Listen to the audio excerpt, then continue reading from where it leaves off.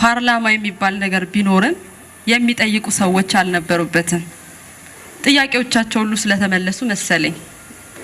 አሁን ግን እጃቸውን ለጥያቄ የሚያወጡ ሰዎች ታዩ። በእውኑ ይሄ ለኛ ነዳጅ ከማውጣቱ እኩል የሚስተካከል ስኬት ነው? ቀበሌያችን ሊቀመንበር አቶ ዘውገ እንኳ ፓርላማው ለምን በቀን ይተኛል የሚል ጥናት ለመስራት ከመንገድ መዋጮ የተረፈውን ብር ለመውሰድ በተሰናዱበት ዋዜማ ፓርላማው ከእንቅልፉ ነቃ።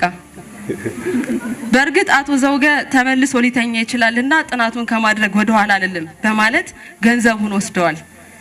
እኛም የእንቅልፉ መንስኤ የሆነውን ወንጀለኛ አጣርተው ለፍርድ ያቀርባሉ የሚል ተስፋ አለን።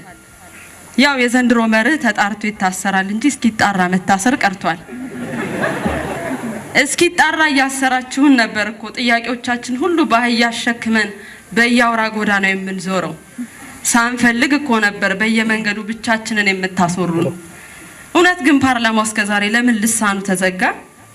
በእርግጥ ኢህአዴግዬ እስከዛሬ ለአባልነት የምትሰበስብበት መስፈርት 2 ጤነኛ እጅ ያለው የሚል ነበር።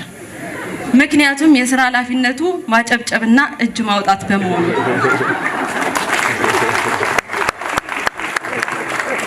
በእርግጥ አንዳንድ ስኬታማ የፓርላማ አባላት ከጭብጨባው ጋር የየክልላቸውን ጭፈራ ይጨምሩ ነበር። እኔማ ዶክተርዬ በካቢኔያቸው ውስጥ የቤት ኪራይ አንገላታቸው ሰዎች ሚኒስቴር ቢያደርጉኝ ብዬ ነበረ። ከኚህ ከማማ እርገጫቸው በገላገሉኝ ምን አለ። አሁን ለዚህ ስራ እንሳለው 2 ኮንዶሚኒየምና ጥቂት የቀበሌ ቤቶችን ማሸሻ ያቅተኛል።